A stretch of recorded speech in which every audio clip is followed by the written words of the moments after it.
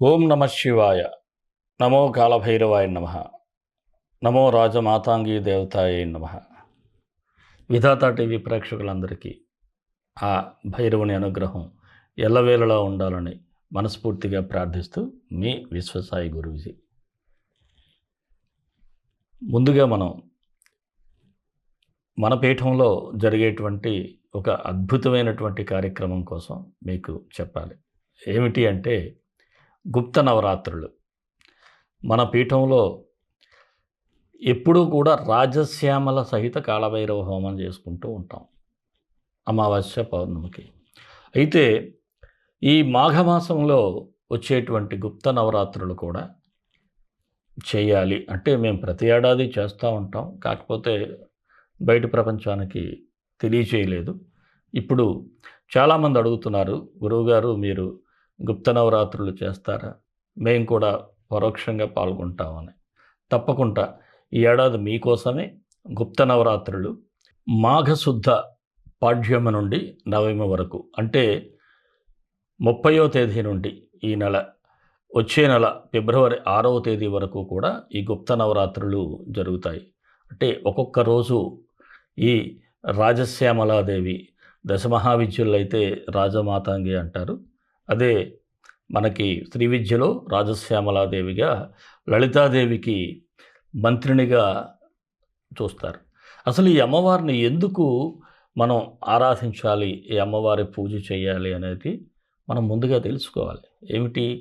వశీకరణ శక్తికి ఈ అమ్మవారు ఒక అద్భుతంగా పనిచేస్తారు. వశీకరణం అంటే కొంతమంది రాంగ్ వేలో అర్థం చేసుకుంటారు, అది కాదు.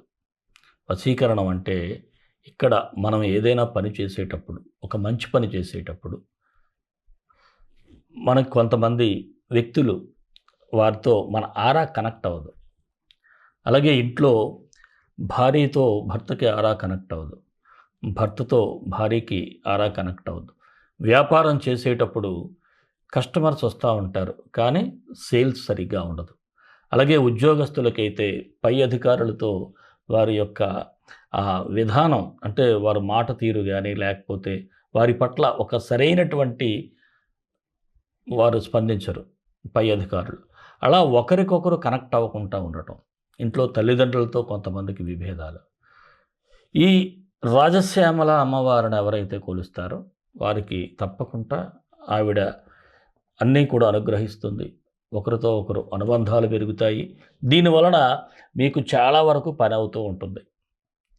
అలాగే మనకి ఏదైనా ఎవరైనా ఇవ్వాల్సి ఉన్నా సరే, వాళ్ళు కావాలనే ఉండి కూడా కొంతమంది వెనక పెట్టేస్తూ ఉంటారు. అలాంటివి కూడా పనులు అవుతూ ఉండటం, ఇవన్నీ జరుగుతూ ఉంటాయి. అందుకే ఈ అమ్మవారిని 9 రోజులు 9 అంటే లఘుశ్యామల అని, సుఖశ్యామల అని, ఇలా 9వ రోజు ఏమిటంటే రాజశ్యామలాదేవిని ఆరాధించటంతో ఈ నవరాత్రులు ముగుస్తాయి. మీరందరూ కూడా పరోక్షంగా పాల్గొన్నట్లయితే మీరు ఈ స్క్రీన్ మీద స్క్రోల్ అవుతున్నటువంటి నెంబర్కి మెసేజ్ పెట్టండి, వివరాలు తెలియజేస్తారు. అలాగే మీకేమిటి అంటే అమ్మవారిని ప్రతిరోజు కూడా కుంకుమతో ఆవిడకి అర్చన చేయటం జరుగుతుంది. ఆ కుంకుమ ప్రసాదం కూడా మీకు పోస్టర్లో అందజేయబడతాయి. ఆ కుంకుమ పెట్టుకున్న వారికి చాలా దివ్యంగా ఉంటుంది. అదొక అఖండ శక్తివంతమైనటువంటి కుంకుమ. అలాంటి కుంకుమ మీకు అందజేయబడుతుంది. ప్రతి ఒక్కరూ కూడా తప్పకుండా ఆ అమ్మవారిని ఆరాధించినట్లయితే మీకు అన్ని అనుగ్రహాలు ఉంటాయి.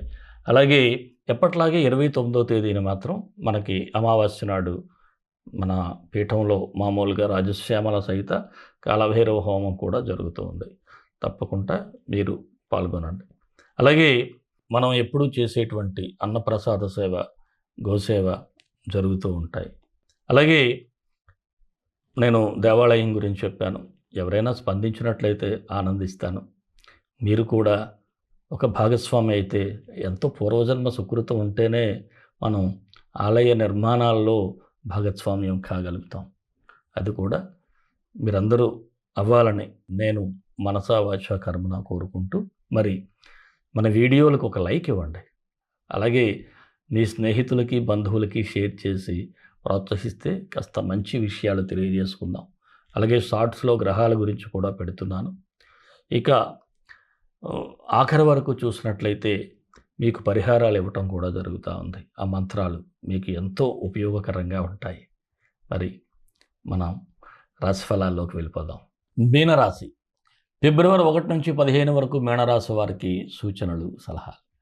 మీకు ఈ 9 వరకు లాభంలో రవిబుధుల సంచారం మాత్రం చాలా గుడ్ రిజల్ట్స్ అయితే కనిపిస్తూ ఉన్నాయి.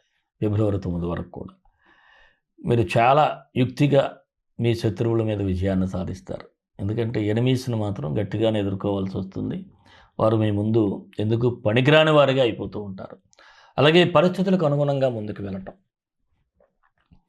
కొంతమంది పరిస్థితులకు ఎదురు ఇస్తారు, కానీ మీరు అలా కాదు. పరిస్థితిని ఎలా ఉందో చూసుకుంటూ ఒక్కొక్క అడుగు ముందుకు వేసుకుంటూ వెళ్తారు. అది చాలా చాకచక్యంగా చేస్తారు. ఇక ఆకస్మిక ధనలాభం కూడా ఉంటుంది. ఎందుకంటే ఏదైనా సరే అనుకోకుండా మీకు ఏదో ఒక రకంగా మీకు రావాల్సింది ఏదైనా ఉంటే అది రావటం, ఇలాంటివి కూడా జరుగుతూ ఉంటాయి. అలాగే ఎప్పుడైతే మీరు సెల్ఫ్ కాన్ఫిడెన్స్తో ఏ పనైనా మొదలు పెడతారో తప్పకుండా సక్సెస్ అవుతారు. ఆ సెల్ఫ్ కాన్ఫిడెన్స్ కోల్పోతేనే ఇబ్బంది అవుతారు. ఇక స్థిరాస్తులు కొనుగోలు చేసే ప్రయత్నాలు కూడా ఫలించే సూచనలు ఉన్నాయి.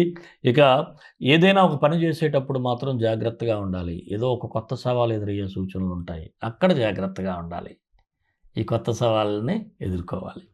అలాగే ఇచ్చిన రుణాలు కూడా తిరిగి వసూలు చేసుకోవటంలో మొహమాట పడరు. అలా ఉంటేనే మీకు తిరిగి మీ బకాయిలు అందుతాయి. అలాగే కోర్టు సంబంధిత వ్యవహారాలు ఉన్నవారు మాత్రం ఏదైనా వాయిదా ఉంటే ఫస్ట్ వీక్ అయితే పర్వాలేదు, సెకండ్ వీక్ అయితే మాత్రం మరలా దాన్ని వాయిదా వేయించుకుంటే మంచిది. ఇక గృహ నిర్మాణ ప్రయత్నాలు కూడా కాస్త ఆలస్య సూచనలు అయితే ఉన్నాయి. వివాహ ప్రయత్నాలు కాస్త ముందడుగు వేసేటువంటి పరిస్థితులు. విదేశీ ప్రయత్నాలు చేసేవారికి వీసా, పాస్పోర్ట్స్ కాస్త ఆలస్యమయ్యే సూచనలు అయితే ఉన్నాయి. నిరుద్యోగుల ప్రయత్నాలు ఫలిస్తాయి. రాజకీయ నాయకులకైతే అంత అనుకూలంగానే ఉంది. ఒక ప్రజాక్షేత్రంలో మీ పేరు ప్రఖ్యాతులు అవి బాగానే ఉంటాయి. ఉద్యోగస్తులకు కూడా సానుకూలంగా ఉంది. ఇంక్రిమెంట్లు కానీ కాస్త బెస్ట్ సమయంగానే చెప్పాలి.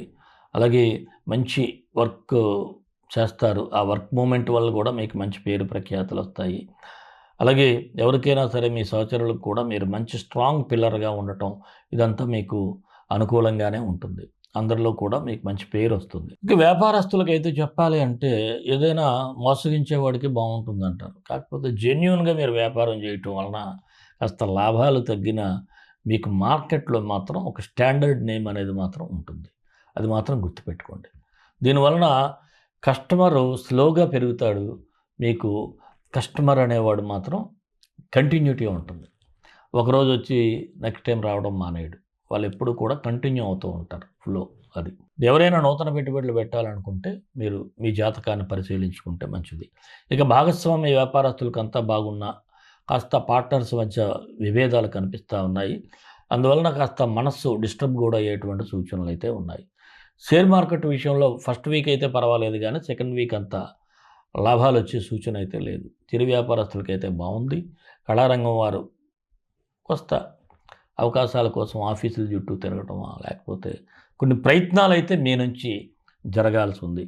ఆరోగ్యపరంగా అయితే ఐ ఇన్ఫెక్షన్స్ కనిపిస్తూ ఉన్నాయి. కాస్త జాగ్రత్తగా ఉండండి. విద్యార్థులకైతే బాగుంది. ఏదైనా విదేశాల్లో చదువుకోవాలి అనుకునే వారికైతే మీరు ఇప్పటి నుంచే మీరు కళాశాలను ఐడెంటిఫై చేసుకోవటం, అప్లై చేయటం అనుకూలంగా ఉంటుంది. మరి ఈ రాశి వారికి 4, 7, 13, 15 తేదీలు అయితే సానుకూలంగా ఉంది. 2, 6, 10, 11 తేదీలు అయితే కాస్త ఆలోచించి నిదానంగా నిర్ణయాలు తీసుకోండి. మరి మీనరాశి వారికి మరిన్ని మంచి ఫలితాల కోసం విశ్వగురు సక్సెస్ మంత్రాలు పఠించండి, విజయాలు సాధించండి. ఈ రాశివారు రాశ్యాధిపతి అయినటువంటి గురుడికి గురుగాయత్రి చదువుకుంటే సరిపోతుంది. ఓం గురుదేవాయ విద్మహే దివ్యదేహాయ ధీమహి తన్నో జీవ ప్రచోదయాత్. ఈ మంత్రం డిస్క్రిప్షన్లో ఇస్తాను. 18 సార్లు ఉదయం, 18 సార్లు సాయంత్రం చదువుకోండి. ప్రదోష వేళలో మంచి అనుకూలంగా ఉంటుంది. కొమ్ము శనగలు ఉడకబెట్టి దాన్ని తాలింపు పెట్టి ఎవరికైనా సరే ఆ లేని పిల్లలకి మీరు పెట్టండి. బాగుంటుంది, చాలా బాగుంటుంది. అందువలన మీకు మంచి రిజల్ట్స్ వస్తాయి. మరి మన ఇష్టదైవం కాళభైరవుడు, కాళభైరవ గాయత్రి. కాళకాళాయ విద్మహే కాళాతీతాయ ధీమహి తన్నో కాళభైరవ ప్రచోదయాత్.